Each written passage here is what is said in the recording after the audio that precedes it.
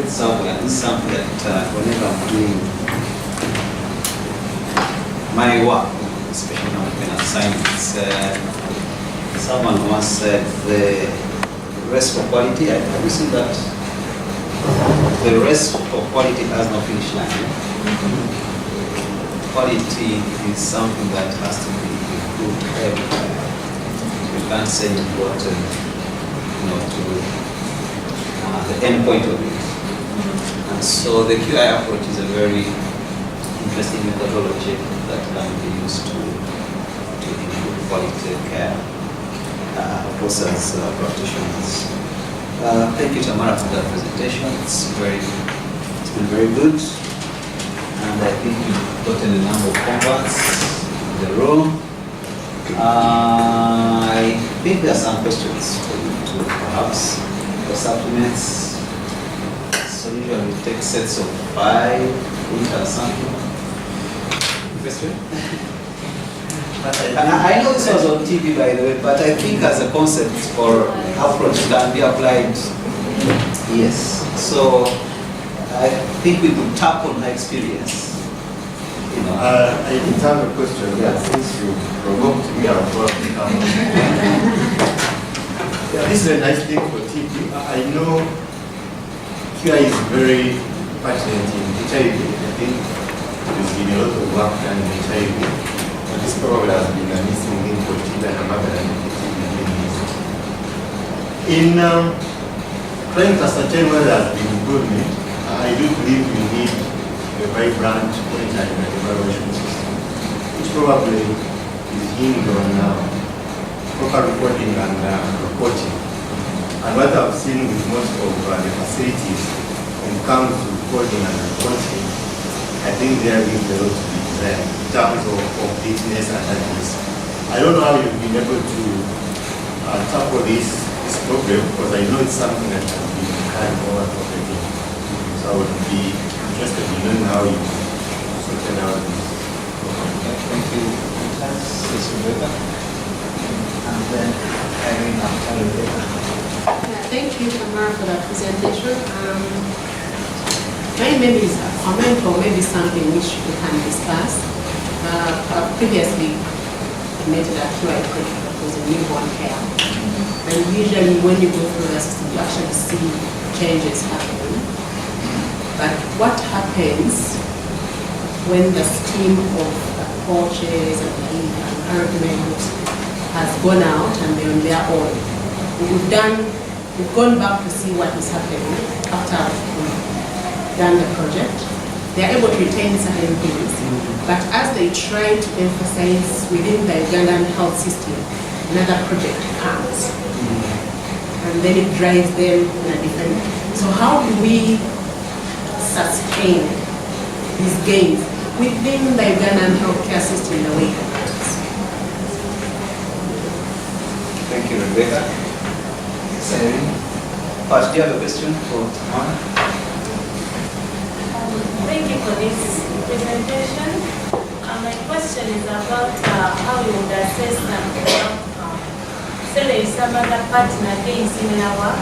You're doing the support supervision, but there's also this other implementing partner doing similar work. How would you say that these new cases of TB would particularly for our intervention?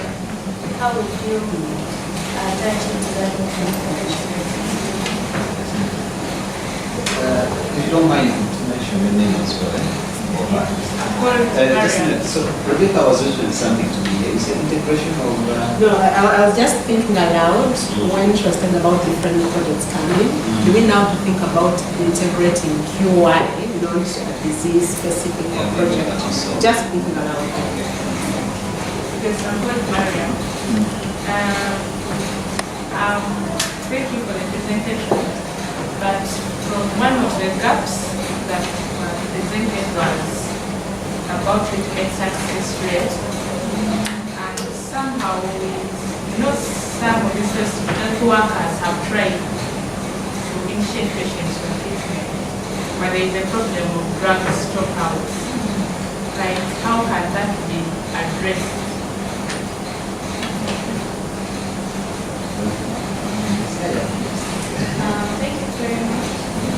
for me is really about the focus on the OPD. I don't know how this QI will bring in a focus on the outpatient, where many of the patients come and are missed. I don't know how TB care is going to move from the TB clinic to the OPD, because that's where the patients are coming from. And then the other thing was about linkage to care versus cases detected. That also has to be addressed for us to get a clear picture, given that TB is an infectious disease. We want to make sure that the cases detected within treatment. Thank you, John. And now that first set, I see Roger wants something as well. No, you can go ahead. Okay. I'll start with the monitoring and evaluation system for the reporting and reporting. The truth be told that data quality, especially completeness and accuracy, is often the first thing that improvement will work on. Because improvement focuses on data. Without data, you don't know what you're doing, you don't know how you're performing, or where you're going. So if you want to start with improvement in any project, whether it's SMC, the Sentinel Circumcision Project, HIV, whatever it is, it will be on data. And there are two types of data. There is improvement data, and there is the monitoring and evaluation data. So the one that is looking at the broader picture. And with TB, both have the same data sources, for example, the registers. So we are working on both of those at those levels. It's at national level, we're making sure that the DHI tool is being used, that the cases are reported. But at site-specific level, the changes are around how do you update the register? Well, why aren't you updating the register? Is it a skill? Is it how you organize your time? So it's site-specific, but the point is that you have to work on data systems before. So it is an improvement project as well. So when the sites have different improvement projects based on what that's. So if you go into a site and a team tells you, they can't tell you how many cases they detected, for example. They can't tell you how many cases were presented and how many actually went to the lab. As you're working on that process, you realize that they need to update, because that is the coaching visits are around what they have been doing, and what they have been doing is evidenced by the data. So a lot of effort. Actually, the issue of data quality, I think for as long as Uganda is still a paper-based, register-based system, will be an issue. And so a lot of time is actually spent on that, on figuring out. Luckily, there are changes that we know work, things like updating in real time, assigning a password, sending back to the clinician. Once they get anything sent back to them, they start to update immediately instead of, or simply moving the register. I think one of the things for TB what we found was that the presumptive register was in the clinician's room. And yet the presumption, the screening and the presumption is happening when patients come to triage or OPD. And so simply moving that register from the clinician to OPD and updating as they come in, those are some of the things that we do. But yes, it's an important aspect that we always have to do, no matter what we're doing, whether it's TB or any other area. Sustainability is always important, and it depends again on how the improvement has been done. I think that one of the ways that you can have sustainability, of course, teams run out of steam, for example. But when you're there, what we're trying to build is a culture of improvement, not an intervention, but a culture of, as you said, improvement doesn't end. So once they have that and they grasp it, and you have actually focused on building team maturity, you'll find that teams are able to go and apply the same skills to a different area. Now that's one way that you can work on sustainability. The other way is, of course, by picking the things, the high impact changes at work, and converting them into standards, so that the ministry issue the directive to say, now all hospital marks should be placed at all student halls. That way, that change has now become part of policy. And it doesn't have to be that all the changes that have been listed become, but there's some high impact changes. And I keep on referring to that issue of the mother baby care clinics. If they hadn't bought it, if they hadn't seen the roadmap, but now it is standard practice that every facility should have a mother baby care clinic. What started off as a child care? And so that is it. It's a difficult question. Generally, our whole health system is on an outside. And so it's still a problem, but I think that certain things, especially standardizing and changing, putting things as standards or guidelines, has an impact on at least sustaining the changes. Sustaining momentum with teams is very difficult. Even as human beings, we get tired at a certain point, but I think taking small things at a time also helps. But of course, engaging more people, having different people on the team, because improvement projects change based on what teams change based on what you do.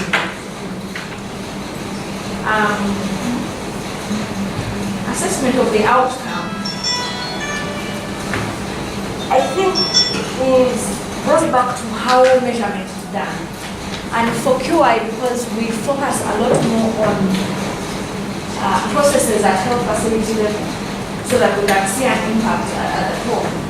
We measure in layers. You have data that is recorded on the documentation journal. The documentation journal is a tool that I'm assuming that no one knows, but the Ministry of Health actually has a quality assurance and inspectorate department that is responsible for quality improvement in the country. And I think they've come a long way in standardizing tools and training and approaches. So they have a journal that teams use to record their work at site level. So in that journal, you're able to actually say, this change, I got 9 more patients, 9 more cases by doing this. I got 9 more. So the attribution is there at that level. Of course, there are many things that are happening at a higher level, say a district level, that you cannot speak to. And that is why we start off with demonstration sites, for example, before you scale up. But there are certain instances where you know that it is the improvement work that is leading to those changes. I can't speak to partners and what happens and whatever, but I think the most important thing is that the cases are going up. Now, attribution, I think there have been a lot of studies around that. The Institute of Medicine did a study on that in terms of, and how do you attribute results? Is it by training? Is it coaching? And QI actually came up and talked in terms of what gets you the results. The other way is also, which is why we have, of course, it's not the science where you have control and the intervention group, but that is one way that you can think within the same district. And I think it's pretty obvious what we've seen. At national level, we work with a few sites, and then you can compare the results. Actually, you don't even have to. The implementing partner themselves tells you, my Budaka is doing well, but so and so is not doing well. Can you come and do what you have done with Budaka?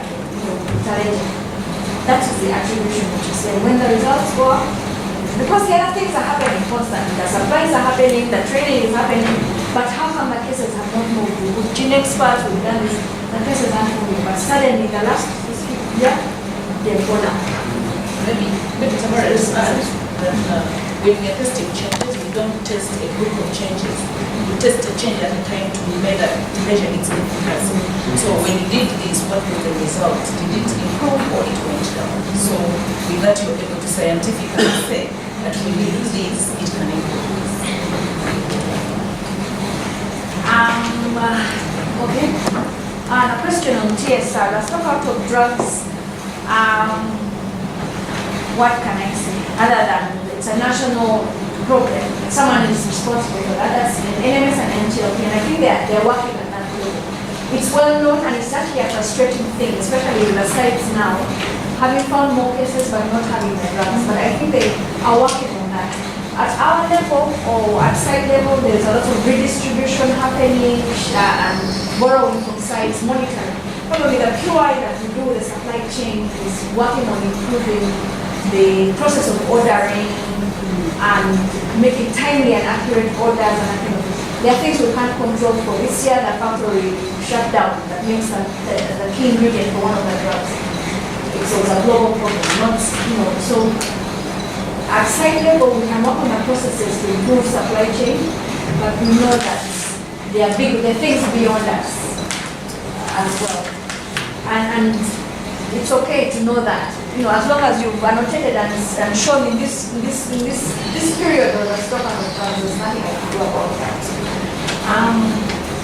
But also, Tamara, if I were to add to that, in some of the districts where we are implementing, in one of our meetings, one of the HOs is going to say that for the past 10 years, we have not run out of stock of TB meds. And they are attributing it to the cases that we are finding. And I think going forward, they are going to use the data that they currently have to be able to make proper projections for TB. Rosette is our colleague of mine. She's responsible for Mukono district as well. The issue of focusing on the OPD, I think that is a given. As you said, we know where the cases are coming from. Initially we thought inpatient, but actually that has shown that more cases come from the OPD. And so a lot of effort has been put into using Q1 in the OPD in all these areas. Standardize the screening to make sure that, and that's why we're saying changes like having the sputum mugs at OPD instead of sending patients to the lab, because anytime you send a patient out of the system to another system, there is always leakage, they drop out.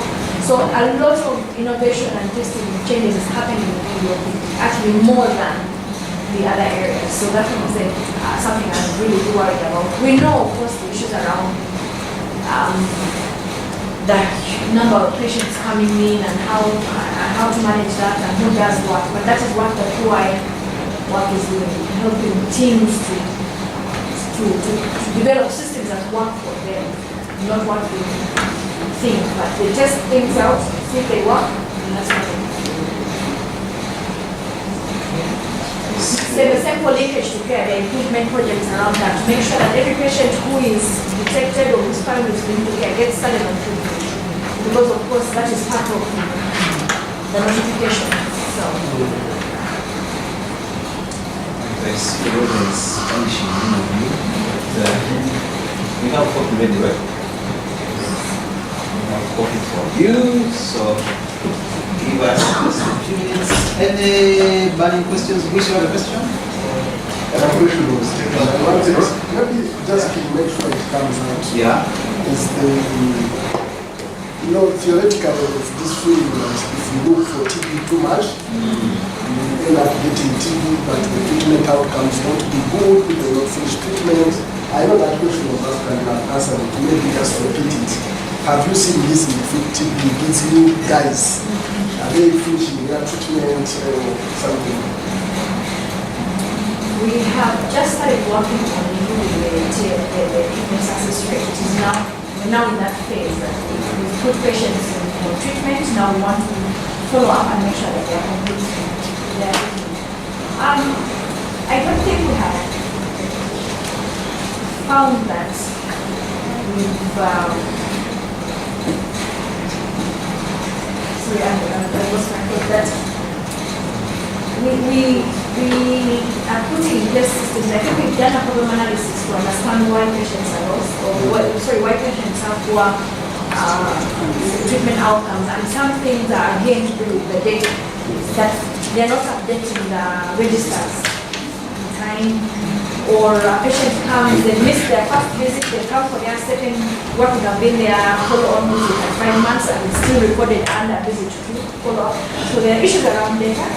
So those are system issues at clinic level, there are issues.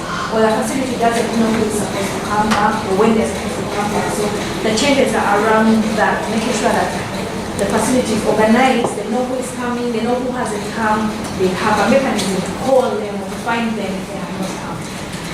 The patient side, I think a lot of it is done on understanding. A lot has been done on understanding why they are not coming back and making sure that they are able to come back. Either they have reminders, or we have engaged community structures to follow up the patients, or even, I think we've just done a study in Mulabo to see who they prefer for that, to support them with the drugs. So changing those things around to that. We're waiting to see what will happen. Hopefully, when we have another presentation, we're ready on that map. Tamara, I want to add something very small like this. Like Tamara said, that the ministry and the NTL has a certain guidance for the facilities or the teams we are working with. When you go down there, they're going to tell you that for a cohort of patients who started treatment in this period of time, we are supposed to evaluate them after a year. So when you go to evaluate them, actually some of them completed treatment, some of them got lost, you were not able to intervene before they got lost. And so teams are working towards changing that. That you evaluate the patient as the cohort completes treatment. Why should you wait for a year when the patient is on treatment for only 6 months? Okay? Before they move to Juba, where you can't access them after a year. Why don't you evaluate them as they go on treatment? And this is some of the things that teams are trying to adjust to say, until we told us evaluation is after 1 year. So we are saying, let us evaluate immediately and document. Recently, we actually went into just documentation. Call them, I'm here, actually I went to Mulago, or I went to Chiteli, I completed treatment, and I even had my sputum sample, then it was negative. Call Chiteli, did you find Rosette? Yes, actually Rosette came and she completed the treatment. When you come to update your register, actually the treatment outcome is going to definitely improve. But not because you really brought back the patient, but because you followed the outcome of the patient. So the closer we do it, the better the picture we are going to find. So we have one supplement. You want a supplement? And 2 questions, I think, and then we close. Roger, you have the question, but let me check. Hey! Okay, 2 supplements and then 4 questions, and then we close it. We've also supported facilities to use the appointment registers in the HIV clinic. In the TB program, we've not been having appointment groups, so we're encouraging facility teams to also document where the next appointment is. So if I'm the patient and I do not come for my clinic visit today, someone is going to follow me up the next day.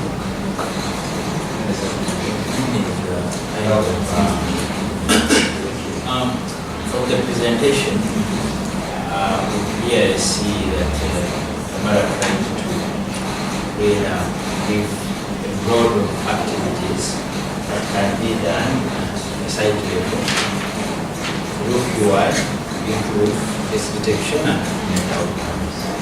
However, I think as many people who are supporting either the national level is good. I find that as a concept, I think maybe we will request her next time to show us how can we use QI as a tool in managing, so that we see some of the things that have been do as health workers and are affected by oversight issues.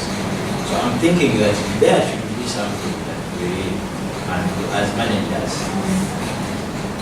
that we can now start using QI management. Then the other thing is we have the Ministry of Health, where you find that policy making is and standards development is taking place. Probably adoption of guidance from WHO is also taking place. So if we are at adoption level, we now also say that really this is an approach and we are seeing good results during adoption. We now need also to study the ground and see, okay, we are adopting, but what strategy are we using to implement what we are adopting to go and do right for our country? Probably that is also, Chair, what we would like to see, that maybe it can also help us probably to sustain, like she said, that when projects change, projects wither, and they go with projects. So as a country, we would like to see how can that be integrated, policy development, policy formulation, and the general country implementation program, so that we don't actually lose out on critical things. And I think, like she said about NMS, where you find that, okay, at facility level, people are ordering for drugs, but you find probably the problem is that NMS. So what can we do to deal? What can we do with QI to help NMS sort out the areas that are bringing about the failures of the drugs? If it is resource deficiencies, we will know. But if there are those game changers that we need to do with NMS, let's do them at that level. So as we can do it so. Thank you very much. So some hands. Your names, please, and then the president. Thank you, Tamara. My name is Tamara Nsubuga. My question is, you mentioned about when you're developing operating systems, you talked about reorganizing processes with study staff. We're working on a study that involves process redesign. We would really be interested in trying to understand from your experience how you have done this process redesigns with the study staff. Okay, so pull that up. And you know, listen and review. Yes, okay. Thank you. My name is Tajir. Thank you so much for your presentation. Mine is just a simple concern that it is rarely reported in the communication meetings, but maybe with these quality improvement projects, maybe we can get these duplication rates. You know, how many actually of the numbers that we see due to individual duplication, people who go around centers continue to repeat to confirm that they have TB, or they will repeat, maybe just go to Sudan, come back to test again in the same quarter, and they actually still reporting the same as having TB. The people in the TB samples know that there are a number of duplications, but we don't know as a country the duplication rates of Uganda or something like that. Even those that are losses to follow up, they first start treatment, then they disappear, then they will come back and test again, and they will still be notified the same system, sometimes under different names. Yeah. Yes. Thank you, Chair. Opportunity and the thanks to Tamara for the presentation. What I have learned today from the presentation and the two examples that she has given us. The first example was showing us that we need a system to achieve something, which I think Uganda will have. We have lots of systems. Actually, whenever you try to do TB treatment systems, they are created, when you are initiating a TB treatment, this is what you are supposed to be doing. But now the next example is telling us, asking us a question, is your system working? Probably maybe we need to look at that. We have already put the NTLP has a program on how TB patients should be handled. Where is the problem? One person presenting more than twice. If it is the data component that is presenting that problem, can we give it? Like, I've not seen studies designed to come and look at maybe the systems themselves. Just specifically say, okay, we are looking at the system that was set to recruit TB patients in Uganda. Let us evaluate each component to see where we are going. For example, we are here so many comments about the data.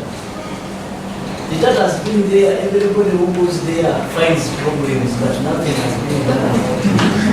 But each time that people write studies, try to get funding, things are not, like, they don't think about the system. So, me, that is my major concern, that now today we have some systems, not all, but we have some systems already put in place. Let us use now the second step that you showed us, that maybe we need to have electronic databases. So if you go to Mengo, you can just type in your TB number, because NTLP has put a TB number for each person that is not changed. So if you go to Mengo, you know that you have been tested here and you are just coming here for the second time. I will test you, but I will continue to consider you as one person. So if such things are considered, maybe you can have clear monitoring of these kind of diseases. Thank you. Thank you very much. I'm here with Dashu. Thanks for the presentation. As you say, QI has been something probably missing and be a game changer in our fight against TB. But my first concern is that your area of concern, your area of work is in the districts, is Makiso, Kampala, and Kono. And when you look at the strength of health systems in these districts, is at the best across the country. If you consider what happens in China, Mukaka, what happens in Yakai, they monitor them closely more than the others. They might do the best, but they are monitored closely more than the others. So that means that since they are monitored closely, there is at least some concern and there is some improvement, there is expected improvement there, quality management. But you're also not seeing enough results. But as we all know that TB is the leading cause of death among the infectious diseases right now. And we are in Kampala reporting something about Kampala, Wakiso, and Mukono. Is there something that is going to be done sooner? Because as right now is the leading cause of death, it can be the leading cause of death in the next 2 to 3 years. Maybe having a tsunami of the sort. When you look at the other districts at the periphery, whereby when you look at Rengo, Sembabule, the health center serves as very many districts as you see around there, the Antonde, but also they also refer all the samples to Masakari Referral Hospital. Right next time. So, let me just supplement this issue and then you take the I just wanted to add on what your brother was saying. You know, so I was just concerned about the BDCA sample that you presented. And for me, I realized that I think in most cases with that sample, we are just ending on the acting. It's like once you have discovered that maybe this thing is working, so we act on it, not so. But then the cycle is not and yet we are saying performance that we should always be what? Monitoring and evaluating. So I think there is some bit of gap there. So maybe when you are looking at it. But of course the other challenge that we have also seen in the facilities, like I've seen with some programs, where maybe like a facility, actually we've had the facilities where maybe implementing partners bring specific, like they second some specific persons, and then they train. And I was trying to relate it with the other graph in the same. So when they train those people can do the work. But then the other others are not doing it. So at the end of the day, you find that maybe if like the project ends, then that thing dies there. So that is where also another problem is. And then there is also the other challenge where some other people who are coming, the new people into the system, and nobody is probably training them. So there are many issues there. I wanted you maybe just trying to look at. But you don't have much time though. I don't know if you can summarize. Yes, I'm going to summarize as much as I can. Yes. In terms of, I'll start with the last issue. Those are some of the challenges. It's true. The issue of secondment has issues around that, and this is where the role of leadership comes in. How does the facility manage secondment? How are health workers engaged? The issue of training again goes back to if we had started off with what is it that we want to achieve and who needs to be trained. That is when and a lot of the times you're right that when we have these trainings, the didactic training, it's the same person going for the training, the focal person. But QI tries to break the mold by bringing on, but one of the principles for quality improvement is a team approach. So everybody who has a role, the person who screens, the person who records, the person who is testing the samples is part of the quality improvement team. One of the other changes is to build a system that, and that's what I put as a recommendation, that builds skills continuously. It doesn't have to be didactic training. It has to be things that you pick up on the job. We could go on and on about that, but that is it. And that's the same thing. When we talk about the issue of our system working and whatever, I was a bit lost with that question, but generally, so to speak, quality improvement looks at work in terms of systems and processes generally. So yes, you have the system which the national level has given you, which you can also use UI on. But then you have the health facility system. How are things done in Miengo? How are things done in the Labo Hospital? And every person's system is different. And that's why we focus on working with those teams to understand how their system works. So if MOH has guidelines and protocols and this is their system, why is it that when we look for the outcome, we're not getting there? If they have systems to say, screen all patients, why are you screening? Why is screening below 30% in some facilities? And we go to analyze. It takes me back to the question of the processes, about reorganizing processes. We don't reorganize processes because we feel we must reorganize processes. We reorganize processes having done a thorough problem analysis using the different tools. There are different tools that we use for quality improvement, the client, flowcharts, the fishbone, the 5 whys, and all of those take us to the processes as well. I don't know if she's listening, but that's what it is, that there are different tools that we use. And in each team, one of the requirements really is to unpack what is happening. When you talk about screening, take us through from when the patient arrives to when they leave. When is screening done? How is it done? Who does it? Where is it done? Where is it recorded? And so that process helps us to analyze where the gaps are and start to test changes. So the changes can be either to reorganize, or to introduce, or to remove the redundant steps. So it's a competence, I would say, that we teach at site level for that.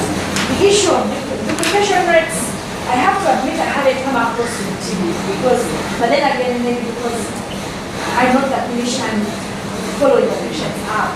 I'm focused on the numbers and changing the system to actually make it work. So, but I know it's in HIV, coming from that field, yes, it's an issue that patients move around. They move around to be tested 10 times to confirm whether they have HIV or not. They will test a different method. But the same thing that research does. All these patients need contacts. A good number of them need correct contacts. We also know that there's the issue that they give wrong numbers. And sadly, that's not something.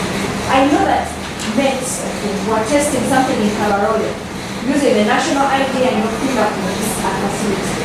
And if we could move into that might be something that we think about. But because it takes the resources, the time, the commitment, and I don't know with the funding that the health system has, whether that would happen. But that would be the ideal, an electronic system that identifies people would be there. And that links people so that you know that Sylvia came to my facility, but actually Sylvia has also been making drugs. Continuation phase is being done in December, for example.